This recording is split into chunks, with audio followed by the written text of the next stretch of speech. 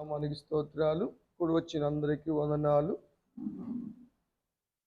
ఒకసారి యేసు ప్రభు వారి దగ్గరికి చెవుడు నత్తి గల ఒక వ్యక్తిని తోడుకొని తీసుకొచ్చారు.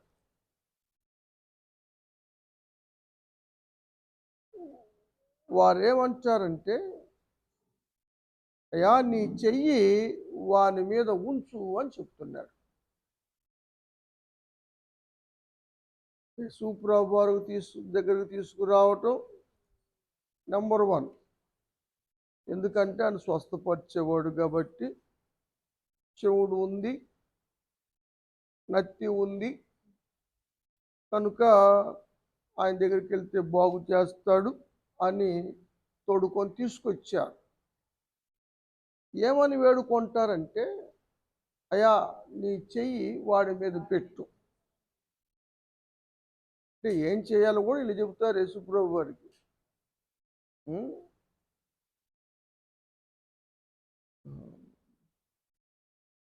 అయితే యేసు ప్రభు వారు వీళ్ళు చెప్పినట్టు చేయలేదు. సరే, మార్కు సువార్త 7వ అధ్యాయం 32వ వచనం చదవండి. చెవుడు నత్తిగల వానిని యేసు ప్రభు వారి యొద్దకు తోడుకొని వచ్చారు. ఏం అడుగుతారంటే వాళ్ళు, యేసయ్యా ఈ నత్తోడి మీద, ఈ చెవిటోడి మీద నీ చేయి పెట్టాయా అని యేసు ప్రభు వారితో చెబుతున్నాడు. అంటే వీళ్ళు చెప్పినట్టు చేయాలి. ఇక యేసు ప్రభు వారు కూడా వీళ్ళేది చెబితే అది చేయాలి. అంటే యేసు ప్రభు వారు కానీ వీళ్ళు మేధావులు. ఏం చేస్తే స్వస్థత వస్తుందో ఇలా తెలిసిపోయింది, వీళ్ళకి అర్థమైపోయింది. అంతకుముందు జరిగిందని ఇప్పుడు జరగాలని ఉందా? అంతకుముందు రాయి కొట్టాడని మళ్ళీ రాయి కొడితే ఏమైంది తెలుసుగా. అది దేవుడు ఏ సందర్భంలో ఏం చెబుతాడో మనం ఎప్పుడూ నేర్చుకునేవారుగానే ఉండాలి. కానీ నేర్చేసుకున్నాం వచ్చేసింది అన్నట్టుగా జీవిస్తే లైఫ్లో లాస్ అవుతుంది, చాలా నష్టాలకు గురి కావాల్సి వస్తుంది. నటులు సైతము నాకు పెద్ద రాదు అన్నాడు కదా. మేము సినిమాలు చూసే సమయంలో నాగేశ్వరరావు గారు అన్నాడు కదా, ఇప్పుడిప్పుడే నాకు ఈత నేర్చుకుంటున్నాను అన్నాడు నటనా జీవితంలో కదా. ఎప్పుడైనా తగ్గించుకున్నవాడు హెచ్చించబడతాడు, కానీ అతిశయపడ్డవాడు ఎప్పుడూ హెచ్చించబడలేదు. దేవుడికి కూడా సలహాలు చెప్పేవాడు తయారయ్యారు. అయితే మీరేదో చెప్పారులే, మీరు చెప్పారు కాబట్టి మరి వాళ్ళు చెప్పినట్టుగా చేద్దాంలే, చేయి పెడదాంలే అని యేసు ప్రభువు అనుకోలే. వాడిని ఏకాంతంగా తీసుకెళ్ళి వాళ్ళని ఎడగొట్టాడు. ఎందుకంటే అసలు చెడగొడుతుందే వీళ్ళ దగ్గర వద్దు, నువ్వు రా అని ఏకాంతంగా తీసుకొచ్చాడు. ఉమ్మేశాడు, 4 రాశాడు. తర్వాత చెవులో ఏలు పెట్టాడు, ఆకాశం వైపు చూశాడు, యెఫ్తా అని చెప్పాడు. యెఫ్తా అంటే తెరవబడు అని అర్థం అన్నమాట. వెంటనే వాడి చెవులు తెరవబడ్డాయి, వాడు విన్నాడు, వాడి నాలుక సడలించబడింది, వాడు మాట్లాడాడు. మూయబడిన దేనినైనా సరే తెరవగలిగిన దేవుడు ఆయన. చెవులు మూయబడ్డాయి వినకుండా కదా. వాక్యము చెబుతుంది, ఆత్మశక్కు సంగతులు ఇలా కాడేం పెట్టి రావట్లేదు, ఎవరి చెవుల్ని కోతి పెట్టి వచ్చినట్టుగా. దేవుని యొక్క వాక్యాన్ని ఎంతో తక్కువ అయిపోయింది. ప్రయాసపడి వచ్చినా దేవుని యొక్క వాక్యం వినటం లేదు. చాలామంది టైం పాస్ చేస్తున్నారు, పక్కంపటోళ్ళతో మాట్లాడుతూ ఉన్నారు, కబుర్లు చెబుతున్నారు, తర్వాత ఏమో మా పనులు కాలేదు, మాకు జరగలేదు అంటారు. దేవుడు ప్రతిదీ గమనిస్తాడు, ప్రతిదీ చూస్తాడు. ఆ, ఏమి ఇతుతామో దాన్నే కోసుకుంటాం మనం. దేవుడు ఎక్కిరించబడడం, మోసపోయేది మనమే. కార్యాలు జరగకపోతే నష్టపోయేది మనమే. సత్యాన్ని గమనించాలి. దేన్నైనా ఆయన తెరవగలడు. ఒకసారి యేసు ప్రభువారు శిష్యులు వస్తూ ఉన్నారు. పుట్టు గుడ్డోడు కనపడ్డాడు యేసు ప్రభువారు శిష్యులకి. మరి యేసు ప్రభువారు పక్కన ఉన్నాడు కదా, యేసు ప్రభువారుగా ఒక బోధకుడు, యేసు ప్రభువారుగా ఒక గురువు. వీళ్ళు అంటారు, ప్రభువా వీడు గుడ్డోడికి ఎందుకు పుట్టాడు? వీడు పాపం చేశాడా? వీళ్ళు తల్లిదండ్రులు పాపం చేశారా? ఎవరు చేతి వీళ్ళకెందుకంట? అరే మీ పాపాలు మీరు సరి చేసుకోండిరా. మనం మన బుద్ధులు సరి చేసుకోవడం మానేసి ఎదుటోళ్ళ బుద్ధులు ఏదో బాగు చేయాలనే ప్రయత్నం. యేసు ప్రభువుని ప్రశ్నించే స్థాయికి వచ్చేసారు వీళ్ళు. మేధావులు అయిపోయారు అన్నమాట. 9వ అధ్యాయం యోహాను సువార్త 1వ వచనం.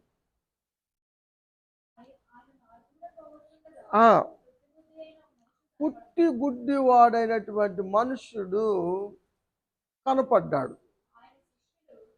యేసు ప్రభువు వారి శిష్యులు అడుగుతున్నారు, ఎవరు పాపం చేశాడు? పాపానికి కారణం ఏంటి? ఇడి చేసిన పాపమా, లేకపోతే అమ్మోడు చేసిన పాపమా? ఎవరు చేస్తే నీకేమైంది? యేసు ప్రభువు అన్నాడు, వీళ్ళు చేయలేదయ్యా, వాళ్ళ అమ్మోళ్ళు చేయలేదు. మరి ఎందుకు గుడ్డోడాడు? వీడి ద్వారాగా దేవుని కార్యం జరగాలి, దేవుని కార్యం మహిమపరచబడాలి, అందుకనే వీడు గుడ్డోడిగా పుట్టాడు అని చెప్పాడు. చెప్పి అతను పిలిచి కింద ఉమ్మేశాడు. ఆ ఉమ్ముని బురద చేశాడు. దానిని వాడి కళ్ళకు రాశాడు. కళ్ళకు రాసి సిలో అనే కోనేరు దగ్గరికి వెళ్ళి కడుక్కోరా అన్నాడు.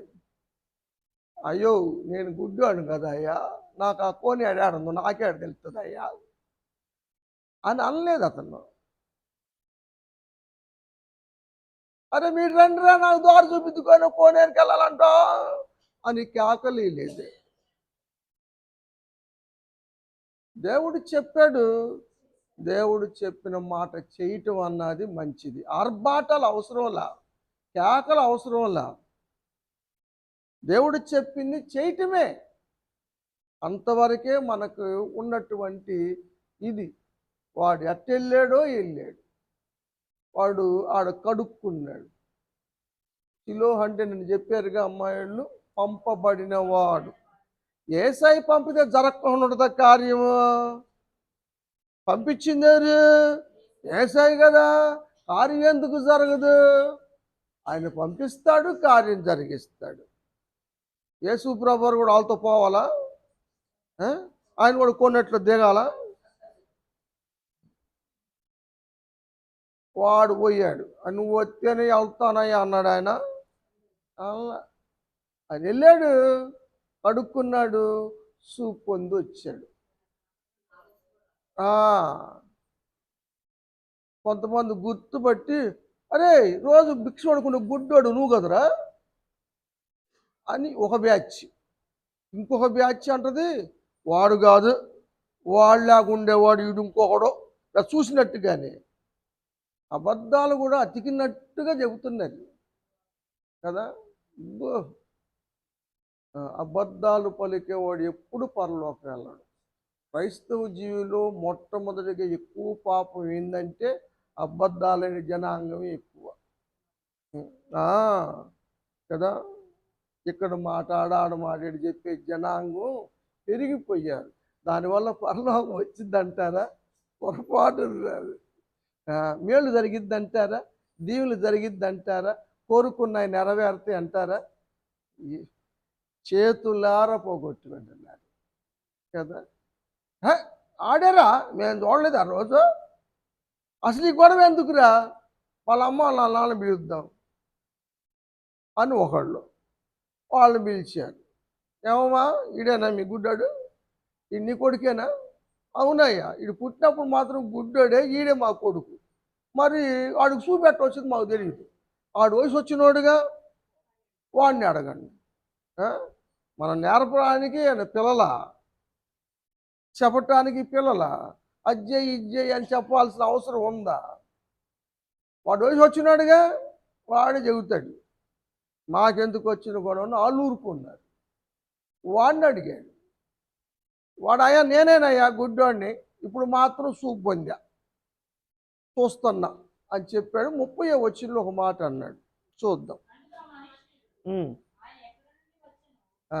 ఎవర్రా నీకు బాగు చేసింది అంటే, ఆయన ఎవరో నాకు తెలియదయ్యా, ఎక్కడి నుంచి వచ్చాడు నాకు తెలియదు, నాకు బురద రాశాడు, వెళ్ళమన్నాడు, కడుక్కోమన్నాడు, కడుక్కొని వచ్చాను, నా కన్నులు తెరిచాను. అక్కడ వేడుకున్నందుకు, ప్రార్థన చేసినందుకు చెవులు తెరవబడ్డాయి. ఇక్కడ చెప్పిన మాట విన్నందుకు కన్నులు తెరవబడ్డాయి. కాబట్టి దేవుని సన్నిధికి వస్తే ప్రార్థన చేయండి, వచ్చేదే ప్రార్థనలకు కదా. ప్రార్థనలు చేయండి కదా. దేవుడు చెప్పింది విని చేయండి, మేలు పొందుతారు. వినేవారుగా ఉంటే మీకు మీరే మోసపోతారు, ఏ కార్యము జరగదు. ఆ సత్యాన్ని మీరు గమనించాలి. కూటం జరుగుతుంది చాలా దూర ప్రాంతంలో, అందూరం పెట్టారేంది, మరి దగ్గర పెట్టుకోకుండా, దగ్గర పెడితే బాగుండేది. అది కూడా ఒడ్డు నేడో పెట్టారు. పౌలు గారు వస్తున్నాడంటే అందరు వెళ్ళారు. పాపం ఆమె ఇప్పుడు దాకా ఊదా రంగు పొడి అమ్ముకొని వచ్చింది, కూట ఉందని తెలిసింది.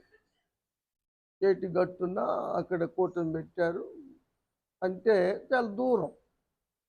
అయినా కాలు నొప్పులు ఉన్నా సరే బయలుదేరి కూటానికి వచ్చింది.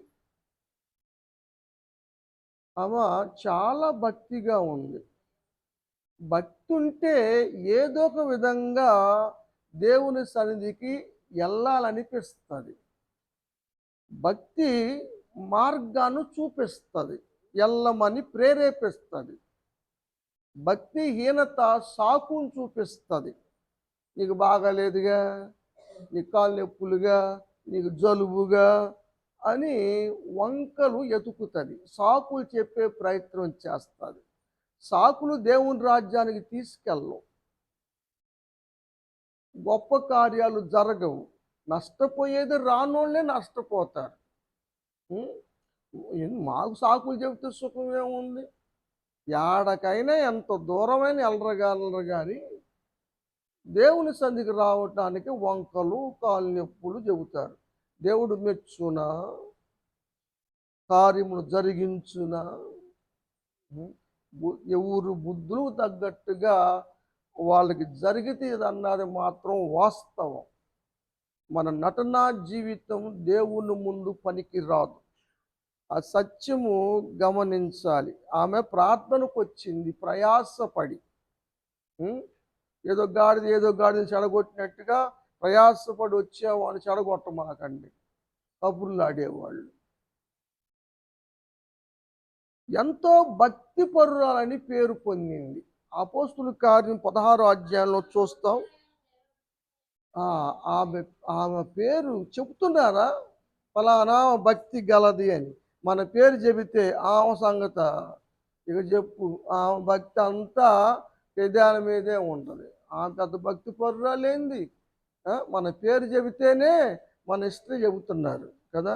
అరే నీ స్నేహితుడి పేరు చెప్పరా, నువ్వు బతికేందో నేను చెబుతాను ఒక ఫ్రెండ్. సామెతలు చెబుతారు కదా, ఇంగ్లీష్ ప్రొవర్బులు ఉన్నాయి కదా. చదువమ్మా. ఆమె వ్యాపారం చేసి వస్తుంది.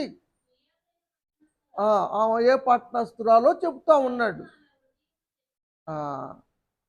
ఆమె వాక్యం ఎంతో లక్ష్యం ఉంచింది. పౌలు గారు చెబుతుంది కదా, ఇప్పుడు దైవజనుడు చెప్పేది ఎవరి కోసం?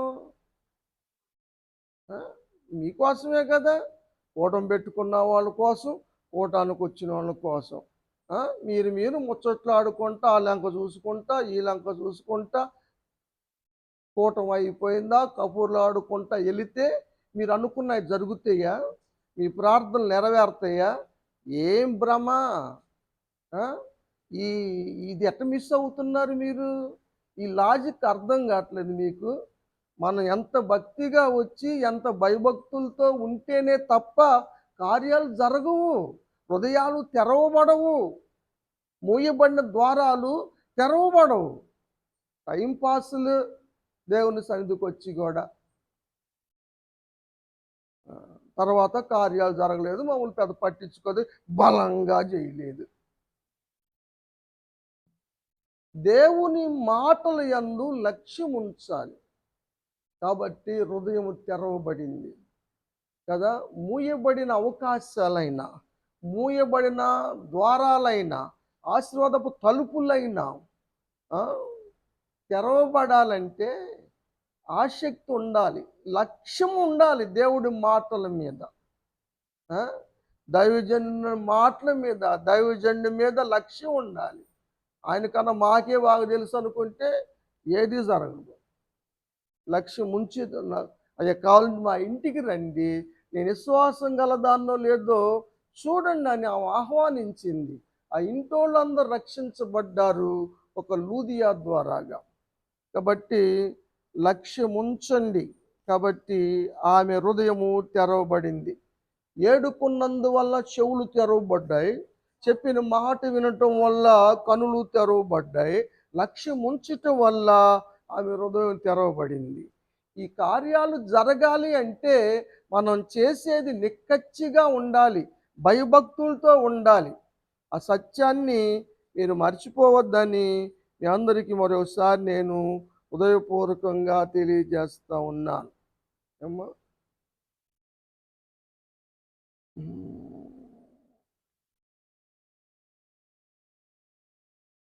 యేసు ప్రభువారిని సిలువ వేశారు, సమాధి చేశారు. 3వ దినాన ఆయన తిరిగి లేచాడు. అక్కడ అంతా గలిబిలిగా ఉంది, గొడవగా ఉంది. ఎమ్మయి పట్టణస్థులు బయలుదేరి ఆ ఊరికి అంతకుముందు ఏడకి వెళ్ళారో వాళ్ళు స్వగ్రామానికి వస్తూ ఉన్నారు. వాళ్ళతో పాటు యేసు ప్రభువారు కూడా వారితో నడుచుకుంటూ వచ్చాడు. నడుచుకుంటూ వచ్చేవాళ్ళు ఎన్ని కబుర్లు, ఎంత ముచ్చట్లో, కబుర్లు. వీళ్ళు కబుర్ల వల్ల వాళ్ళతో పాటు నడుస్తున్న వ్యక్తి యేసు ప్రభువారు అని గుర్తుపట్టలేకపోయారని రాశారు అక్కడ. వారు వీళ్ళ ధ్యాస అంతా కబుర్ల మీద ఉంది,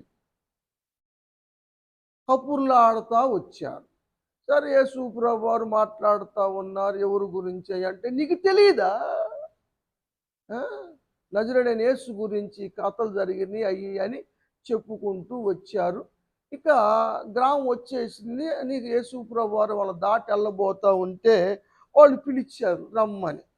లోనకి వెళ్ళిన తర్వాత యేసు ప్రభువారు భోజనం చేయటానికి వారందరూ కలుసుకొని రొట్టె విరిచారు. 24వ అధ్యాయం లూకా సువార్త.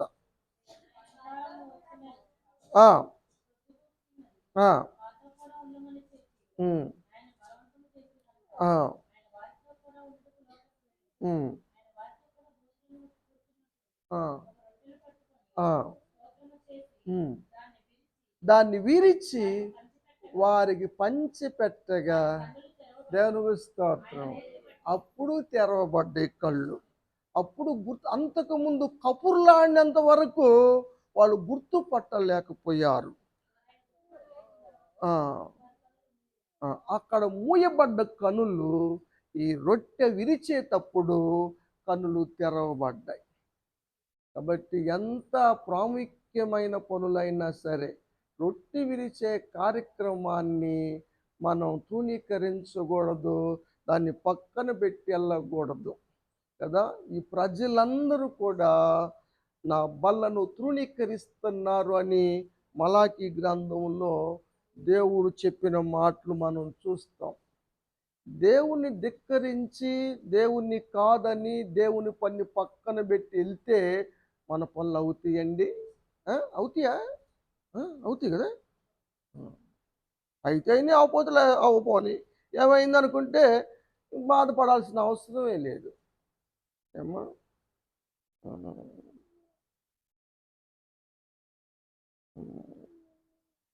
సరే, ఇక వారితో దేవుని యొక్క లేఖనాలు చెప్పాడు. ఇప్పుడు వాళ్ళకి గుర్తయింది, ఇప్పుడు వాళ్ళు గుర్తుపట్టారు కాబట్టి ఇప్పుడు యేసు ప్రభువారు కీర్తనలు తన గురించి, ప్రవక్తలు గ్రంథాల్లో తన గురించి రాయబడిన మాటలన్నీ వారితో చెప్పాడు. వారు గ్రహించటానికి ఏమి తెరవబడ్డాయో తెలుసా? వారి మనస్సులు తెరవబడ్డాయి కదా. మనసుంటే మార్గము, మనసు లేకపోతే మార్గం ఉండదు. యేసయ్యే మార్గము, పరలోక మార్గం మూసేసుకోవద్దు. ఏమ్మా, వాళ్ళు అప్పుడు గుర్తుపట్టారు యేసు ప్రభువారిని. యేసు ప్రభువారు వారి కొరకు వారి మనసులో తెరిచాడు. దేవుడు తన బిడ్డల కొరకు దేనినైనా తెరవగలడు. ఆయన తెరిస్తేనే మన అవసరాలు తీర్చబడతవి. ఆయన తెరిస్తేనే వాడు చెవులు వినబడ్డాయి, ఆయన తెరిస్తేనే వాడు కళ్ళు తెరవబడ్డాయి, ఆయన తెరిస్తేనే ఆమె హృదయము తెరవబడింది, ఆయన తెరిస్తే నేను గుర్తుపట్టగలిగారు, మనసులోకి వాక్యాన్ని అర్థం చేసుకోగలిగారు. కాబట్టి ఆయన తెరవగలడు తన బిడ్డల కోసం. అరణ్య మార్గంలో ప్రయాణం చేస్తున్నటువంటి ఇశ్రాయేలులైనటువంటి తన బిడ్డల కోసం దేవుడు అంతరిక్షాన్ని సైతం తెరిచాడని వాక్యము తెలియజేస్తుంది. వాళ్ళు ప్రయాణం అంతా కూడా 78వ కీర్తనలో ఉంటుంది. 78వ కీర్తన 23వ వచనం. దేవుడు ఆకాశానికి ఆజ్ఞాపించాడు కదా. మన కోసం దేవుడు ఆకాశానికి ఆజ్ఞాపిస్తాడు.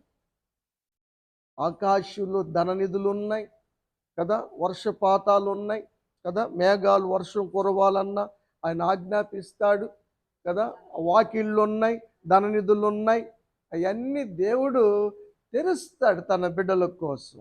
మనం భయభక్తులతో ఉండి దేవుని మాటల యందు లక్ష్య పెట్టి దేవుని సన్నిధికి వచ్చి శ్రద్ధగా ప్రార్థన చేసుకొని ఆయన ఏది చెబుతాడో విని దాన్ని ప్రకారం జీవిస్తే మన బ్రతుకులు మారతాయి. ఏదో వచ్చాం, పోయామంటే ఎప్పటికీ ఇదే పరిస్థితి కొనసాగతానే ఉంటుంది. ఆ సత్యాన్ని గమనించాలి. చదువమ్మ. అంతరిక్ష ద్వారములను తెరిసెను, ఆకాశ ధాన్యాన్ని వారికి కురిపించాను. అది దేవదూతలు భుజించు ఆహారము దేవుడు సమృద్ధిగా తన ప్రజలకు అనుగ్రహించి పోషించాడని వాక్యం తెలియజేస్తూ ఉంది.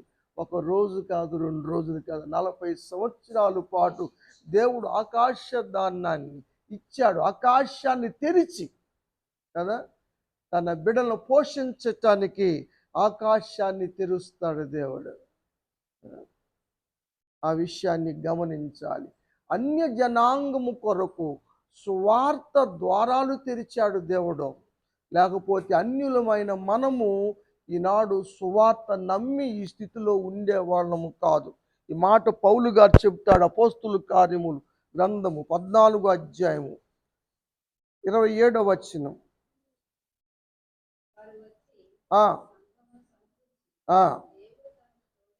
దేవుడు తమకు ఏ విధంగా తోడై ఉన్నాడో చేసిన కార్యములన్నీ చెప్పినప్పుడు అన్యజనులు విశ్వసించున్నట్లు ఆయన ద్వారమును తెరిచాడు. కాబట్టి అన్ని జనులు రక్షణ పొందారు. మన యూదులము కాదు, ఇశ్రాయేలు కాదు, మనం అన్ని జనాలను. మన ఈనాడు రక్షణ పొందామంటే ఎవరో ఒకరు సువార్త చెప్పబట్టి, ఎవరో ఒకరు మాటలు మీరు వినబట్టి, మీకు విశ్వాసం కలగబట్టి, దేవుని నమ్మి రక్షణ పొందబట్టి ఈనాడు దేవుని బిడ్డలంగా మనం ముద్రించబడ్డాం. పంపబడిన వాడు లేకపోతే ఎవరు బోధిస్తారు కదా? మంత్రి గారు అంటాడు కదా, అయ్యా నువ్వు మంత్రివి కదా, చదువుతున్న వాక్యము నీకు అర్థమవుతుందా అని పిలుపు అడిగినప్పుడు 8వ అధ్యాయం అపోస్తుల కార్యములో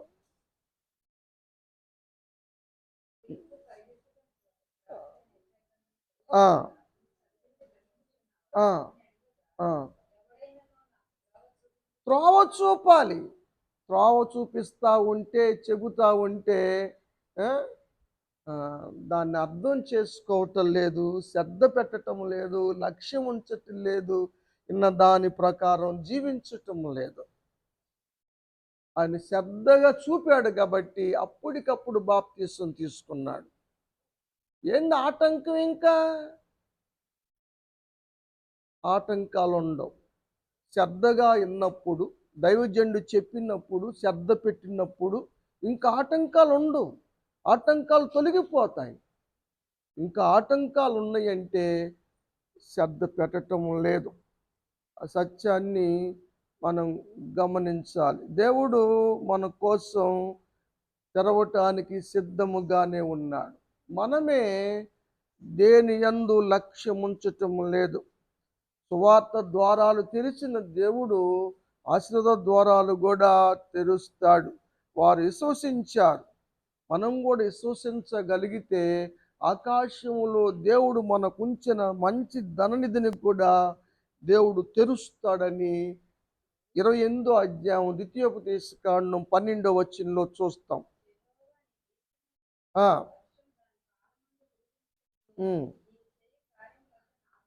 నీవు చేయు కార్యాలన్నీ ఆశ్రయించబడాలి.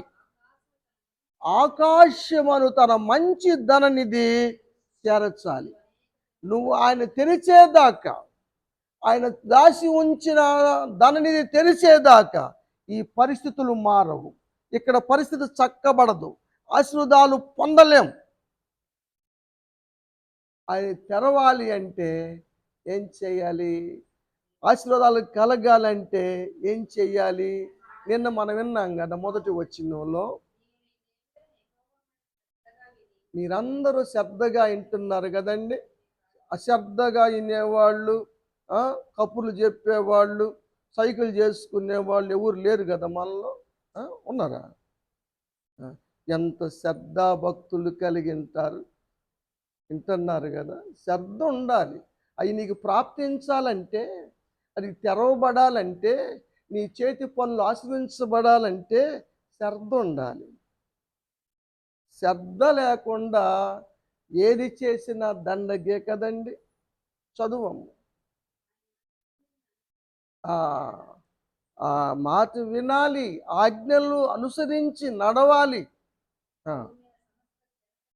అప్పుడు నిన్ను గొప్ప చేస్తాడు అందరికన్నా. అందాక నువ్వు అందరికన్నా లీస్ట్లోనే ఉంటావు, లాస్ట్ స్థితిలోనే ఉంటావు, ఈ స్థితిలోనే ఉంటావు. శ్రద్ధ చూపేదాకా, ఆజ్ఞలు గైకొనేదాకా అదే స్థితి కొనసాగుతుంది. మాట వింటే ఇదిగో నీ స్థితి మార్చబడుతుంది. ఎన్నైతే ఆశీర్వాదాలు ఉన్నాయో, వాగ్దానాలు ఎన్ని ఉన్నాయో అవన్నీ నీ మీదకి వస్తాయి, నీకు ప్రాప్తిస్తాయి. నువ్వు అనుభవించే స్థితి కలుగుతుంది. నీకు ప్రాప్తించటం లేదంటే శ్రద్ధ లేదు. నీకు ప్రాప్తించటం లేదంటే అనుసరించటం లేదు, కొనటం లేదు. అందుకే మనకు ప్రాప్తించటం వల్ల, ప్రాప్తం ఉండాలి దేనికైనా అంటారు చూసే పెద్దలు. ప్రాప్తించాలంటే శ్రద్ధ కావాలి. ఆ సత్యాన్ని మనం గమనించాలి. దేవుడు మన పట్ల ఎంతో శ్రద్ధ చూపిస్తూ ఉన్నాడు. పరలోకపు తండ్రి అయిన దేవుడు యేసు ప్రభు వారికి ఒక ఇంటి అధికారాన్ని ఇచ్చాడు. నేను దాన్ని రేపు చెప్తాను, ఊరకు అవుట్లైన్ చెప్తాను ఇప్పుడు. యెషయా గ్రంథం 22 అధ్యాయం 22 వచనం. దావీదు ఇంటి తాళాన్ని, అధికార భారమును ఎవరికి ఇస్తున్నాడు? యేసు ప్రభు వారికి ఇస్తున్నాడు. దావీదు ఇంటి భారము యేసయ్యదే. యేసయ్య తీస్తే మూసేవాడే ఉన్నాడు, యేసయ్య మూస్తే తీసేవాడే ఉన్నాడు. అంతా యేసయ్య స్వాధీనంలోకి వెళ్ళిపోద్ది. దావీదు ఇంటి భారం, మన ఇంటి భారం, మన ఇంటి పరిస్థితి ఎవరి స్వాధీనం, ఎవరి ఆధీనం? ఏమ్మా, ఆషామాషి జీవితము కాదు, ఆషామాష భక్తి జీవితం మన జీవితాలను బాగు చేయలేదు. సత్యాన్ని మనం గమనించాలి, భక్తి జీవితం కలిగి ఉండాలి. నోవహు కుటుంబం కాపాడబడటానికి వాడ సిద్ధపరచుకోమని చెప్పిన దేవుడే వాడలోకి ప్రవేశించేసిన తర్వాత వాడను మూసివేశాడు. తర్వాత దేవుడు జ్ఞాపకం చేసుకున్నాడు నోవహు కుటుంబాన్ని జ్ఞాపకం చేసి ఏం చేశాడో తెలుసా? వారు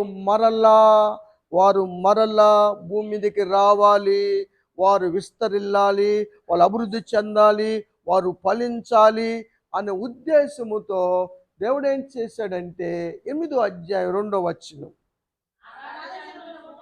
అగాధపు ఊటలను, ఆకాశ తూముల ఊటలను మూసివేశాడు.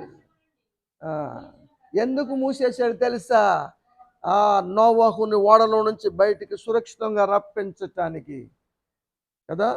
దేవుడు నీ కోసం తూములు తెరవాలో, తూములు ముయ్యాలో అన్నది మన ప్రవర్తన మీద ఆధారపడి ఉంటుంది.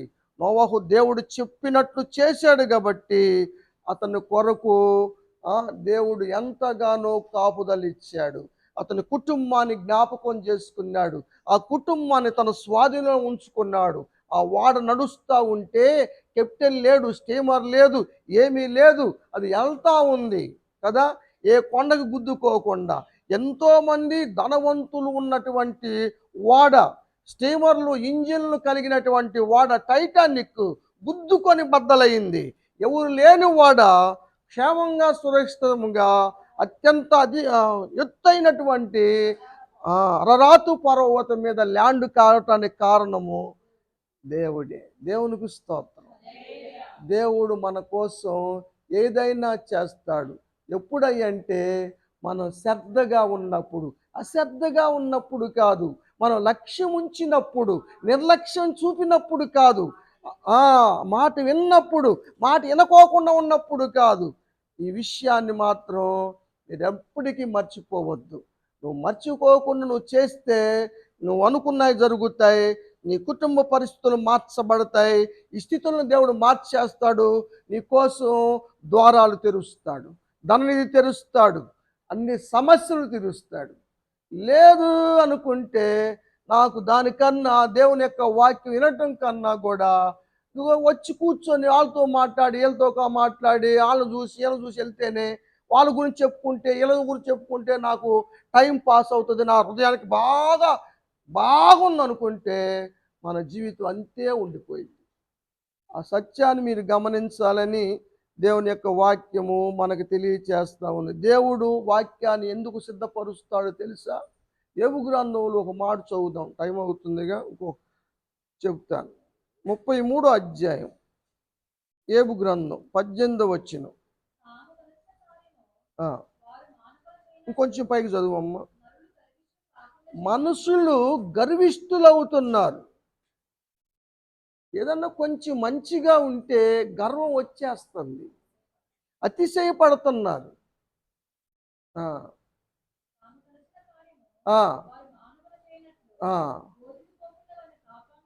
దేవుడు వారు ఏదన్నా చేద్దాం అనుకుంటున్నారు, దేవుణ్ణి కాదని, దేవుని యొక్క వాక్యాన్ని కాదనుకొని వాళ్ళ ఇష్టానుసారంగా, వాళ్ళు అనుకున్నట్టుగా, వారు మనసుల్లో ఉన్నట్టుగా, వారు చెయ్యాలనుకున్నది చేయాలనుకుంటున్నారు.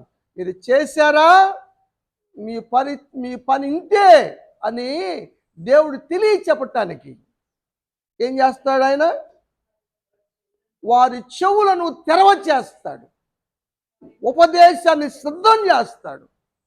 ఉపదేశం ఎందుకు సిద్ధమో తెలుసా? మన హృదయాలు చెవులు తెరవబడటానికి. దేవునికి వ్యతిరేకంగా చేసే ప్రతి పని ఇక నుంచైనా మానుకొని దేవుని దీవెనలు పొందుకుంటారని దేవుడు వాక్యాన్ని సిద్ధపరిచాడు, ఉపదేశాన్ని సిద్ధపరిచాడు. ఆ సత్యాన్ని యోబు గ్రంథంలో మనం చూస్తూ ఉన్నాం. ఏమ్మా, వింటే మాత్రం ఆకాశపు వాకేళ్ళు ఇప్పుతాడు దేవుడు. పట్టజాలను విస్తారమైనటువంటి దీవెనలో కుమ్మరిస్తాడు. అప్పుడు స్థితి ఎలా ఉంటుందో తెలుసా? ఆనందకరమైన స్థితిలో నివసిస్తారని మలాకి గ్రంథంలో మనం చూస్తాం కదా. దేవుడు ఆకాశపు వాక్యములు ఇప్పి పట్టజాలను విస్తారమైనటువంటి దీవెనలను మరి కూటం ఏర్పాటు చేసుకున్న కుటుంబంలో వచ్చిన మన కుటుంబాల్లో దేవుడు కుమ్మరించునుగాక. దేవుడు కుమ్మరిస్తే ఇప్పుడున్న సమస్యలన్నీ తీరుతాయి, ఇప్పుడున్న ఇబ్బందులన్నీ తొలగుతాయి.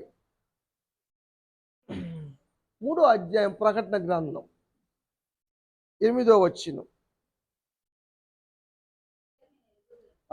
దేవుడికి అందరి క్రియలు తెలుసు, ప్రతి సంఘం యొక్క క్రియలు తెలుసు.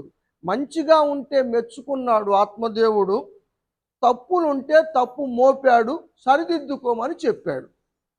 అంతేనా? ఇంకేముందా ప్రకటన గ్రంథంలో?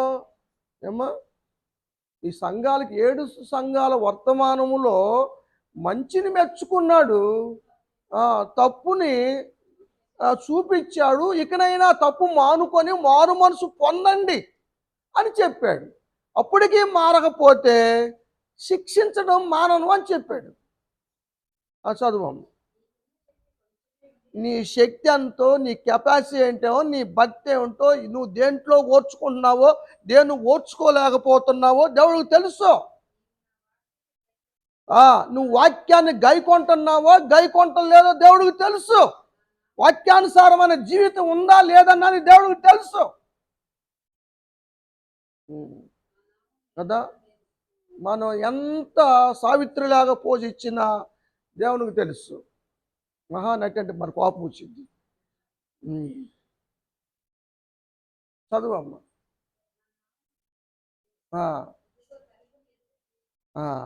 నువ్వు నిజంగా అలా ఉంటే, నువ్వు వాక్యాన్ని గైకొంటే నీ ముందు దేవుడు తలుపు తెరుస్తాడు. దేవునికి స్తోత్రం. ఇక ఎవరు నీకు నీ తలుపు తెరవబడే ఉంటుంది. ఇక దేవుడే తలుపు తెరుస్తాడు. అప్పుడు నువ్వు పరలోకపు ద్వారాన్ని తెరవటం నువ్వు చూడగలుగుతావు. 9:11 చెప్పి ముగిస్తాను, యోచించడానికి టైం అయిపోయింది. పరలోకము తెరవబడింది. దేవుడు దేన్నైనా తెరుస్తాడు. నువ్వు భక్తిగా ఉంటే, నువ్వు వేడుకుంటే, నువ్వు చెప్పినట్టుగా నడిస్తే, దేవుని మాటలందు లక్ష్యం ఉంచితే నువ్వు మేలు అనుభవిస్తావు. నీ కోసం ధననిధులు తెరుస్తాడు దేవుడు, నీ ముందు ద్వారాలు తెరుస్తాడు దేవుడు, నీ సమస్యలు తీరుస్తాడు దేవుడు. లేదంటే ఇంకా కష్టాల్లోనే మన జీవితాలు కొనసాగుతాయి అని తెలియచేస్తూ ఈ మాటలు నేను ముగిస్తా ఉన్నాను. దేవుడి మాటలు ఆశీర్వదించి దీవించునుగాక. అటీర తల్లి.